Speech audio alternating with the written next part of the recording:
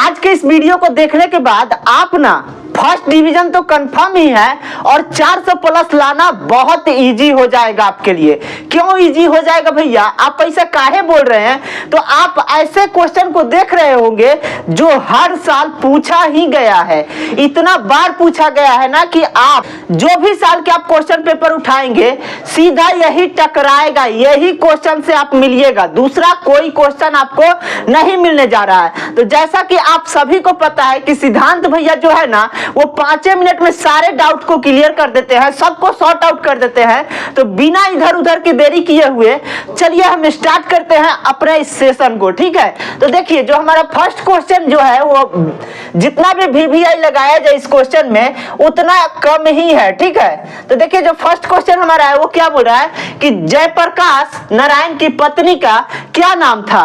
जयप्रकाश नारायण की पत्नी का नाम कौन नहीं जानता जी। इतने फेमस व्यक्ति का अगर पत्नी का नाम अगर आप नहीं जानते तो इसका मतलब है कि आप बिल्कुल भी तैयारी नहीं किए हैं और आपका बिल्कुल भी तैयारी नहीं हुआ है, ठीक है। तो अच्छे से तैयारी कीजिए और इसका जो भी आंसर है ना वो आपको एक क्लिक में मिल रहा होगा। भैया कहां पे, यह तो सब कुछ लिखा है, क्या सब कुछ बिल्कुल फ्री में मिलेगा?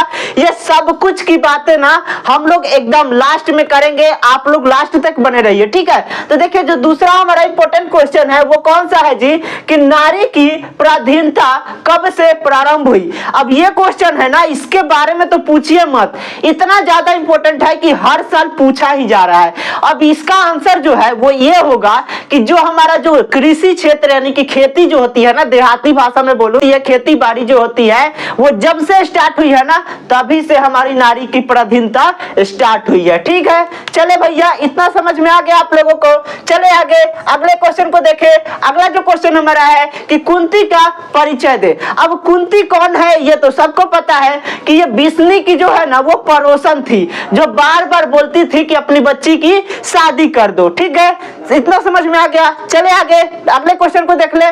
चलिए अब आप लोगों के दिमाग में ये आ रहा होगा कि भैया खाली आप सर्वे बताते जा रहे हैं, ऐसे कैसे होगा, कैसे इसका आंसर लिखेंगे, ये तो हम लोगों को समझे में नहीं आ रहा होगा। तो देखिए भाई आप लोगों को मैं एकदम क्लियर कट बता दे रहा हूं, इतने छोटे से स्पेस में ही आपको बता रहा हूं कि मान लीजिए कि ये जो आपका है ये आपका कॉपी है, ठीक है, और आपको तीसरे नंबर का क्वेश्चन का ही आंसर देना है। तो आप लोगों को कॉपी कैसे लिखना है कि देखिए 3 नंबर क्वेश्चन है ना तो 3 लिख दीजिएगा, इतना लिख दीजिएगा क्वेश्चन नंबर के हिसाब से।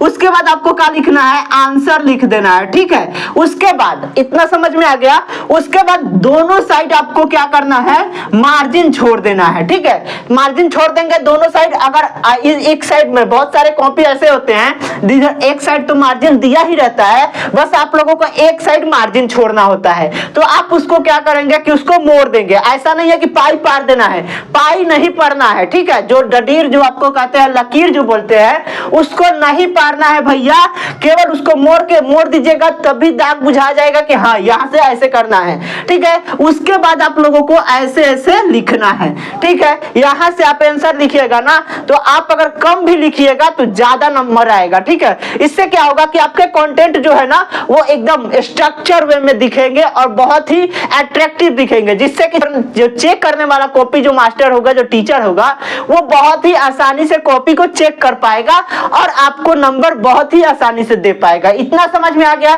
चले आगे अगले क्वेश्चन को देखें। ये डाउट क्लियर हो गई कि कैसे कॉपी लिखेंगे, इतना समझ में आ गया ना। इसके लिए कोई अलग से वीडियो में नहीं लेकर आ रहा हूं, मेरे को पता है कि बच्चों के पास ना बिल्कुल भी समय नहीं है, ठीक है। इसीलिए मैं जो भी वीडियो लाता हूं 5 से 7 मिनट में ही सॉर्ट आउट कर देता हूं ताकि आप लोगों को ज्यादा से ज्यादा समय मिल पाए, ताकि self study is very best study, ठीक है। उससे अच्छा कोई स्टडी है ही नहीं। मैं सब कुछ बता रहा हूं इसीलिए आप लोगों को सब कुछ एकदम टेलीग्राम पे दे रहा हूं कि आप लोग खुद से सेल्फ स्टडी करें, जिससे कि आप लोगों को पता चल सके। प्रैक्टिस जब तक आप नहीं कीजिएगा तब तक कैसे कुछ होगा, ठीक है ना।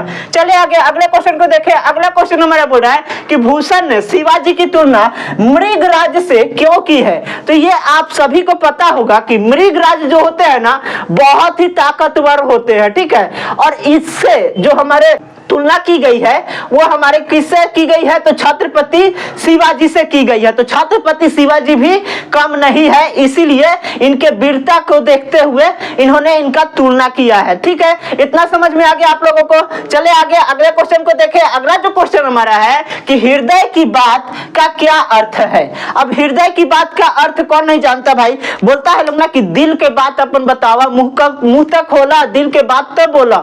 मतलब दिल के अंदर जो खुशी के राज बा तो बतावला के कहाला कि हृदय की बात क्या है। ठीक है, मतलब अंदर जो छुपा हुआ खुशी का बात है उसी को हृदय की बात समझ बोलते हैं। ठीक है, चले आगे अगले क्वेश्चन को देखें। अगला जो क्वेश्चन हमारा है कि प्यार का इशारा और क्रोध का दुधारा से आप क्या तात्पर्य रखते हैं। तो देखिए, प्यार का इशारा कहने का मतलब है कि जो प्रेम होता है ना, प्रेम, करुणा, दया, माया जो है वो सब प्रेम का इशारा है। ठीक है, और वही अगर क्रोध का दुधारा से आपको बताया जाए तो क्रोध का दुधारा हो गया किसी को डांटना, फटकारना, इग्नोर करना, ये सब क्या है, क्रोध का दुधारा है। ठीक है, इतना समझ में आ गया। सब कुछ क्लियर हो रहा है ना, एकदम क्लियर होगा, सब क्लियर हो जाएगा। चले आगे अगले क्वेश्चन को देख लीजिए। आप लोगों को पता होना चाहिए कि बस दिमाग में कॉन्सेप्ट रहा ना, वहां कलम तोड़ लिखिएगा, आप कलम तोड़ लिखिएगा।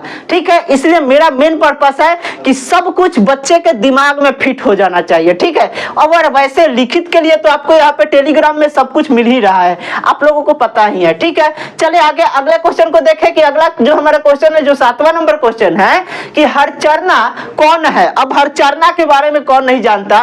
देखिए, आजकल क्या हो रहा है कि नेता जो लोग होते हैं ना, उन लोगों को किसकी जरूरत होती है, भीड़ की जरूरत होती है। ठीक है, तो उन लोगों ने क्या किया है कि हरचरना किसको बताया है कि अति पिछड़ा वर्ग जो होता है, अति पिछड़ा वर्ग, ठीक है, अति पिछड़ा वर्ग को हरचरना बताया है। जो छोटे जात के लोग होते हैं उनको हरचरना बताया है। ठीक है, जिनका यूज कर लिया जाता है उसके बाद उसको किसी काम का समझा नहीं जाता है। ठीक है, इतना समझ में आ गया कि हरचरना कौन है। ठीक है, चले आगे अगले क्वेश्चन को देख ले। अगला जो क्वेश्चन हमारा है कि अधिनायक कौन है। अधिनायक कौन है ये सबको पता होना चाहिए कि नेता लोग जो आजकल का नेतागिरी जो हो रहा है ना, वही अधिनायक है। ठीक है, चले आगे अगले क्वेश्चन को देख ले।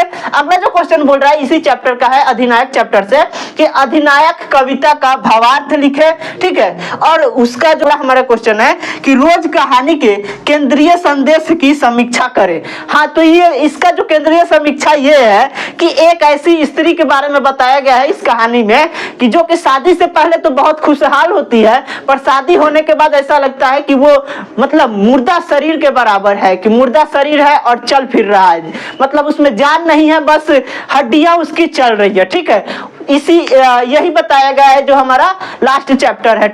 आशा और उम्मीद करता हूं कि जो 10 क्वेश्चन मैंने बताया है वो बहुत ही अच्छे से समझ में आई होगी। अगर नहीं आई है तो ये भी कमेंट बॉक्स में बताइए कि भैया समझ में नहीं आई है।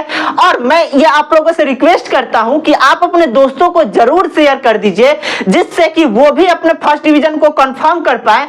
और अगर 400 नंबर लाना चाहते हैं तो इजी और आसानी तरीके से वो 400 मार्क्स ला पाए। ठीक है, अब रह गया बात कि भैया आखिर यही क्वेश्चन हर बार काहे पूछा जा रहा है। तो ये बहुत इंपॉर्टेंट है भाई, जितना बार VVI लगाना है उतना बार लगा लो। ठीक है, इसीलिए हर बार पूछा जा रहा है। अब यहाँ पे आपको दिख रहा होगा, आपके मन में सारे डाउट यहाँ पे क्लियर हो जाएगा कि कहाँ है इसका आंसर और कैसे मिलेगा।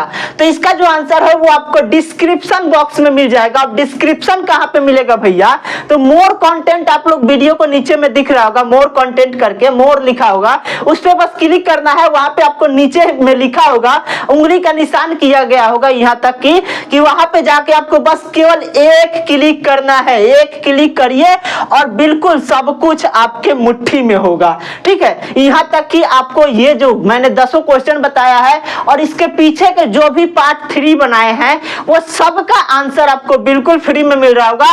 बस आपको एक क्लिक करना है। आशा और उम्मीद करता हूं कि आप सारे लोगों को सारा डाउट क्लियर हो गया होगा। ठीक है, तो मिलते हैं इसी तरह के शानदार सेशन के साथ। तब तक आप देखते रहिए वन एजुकेशन 12th को। धन्यवाद।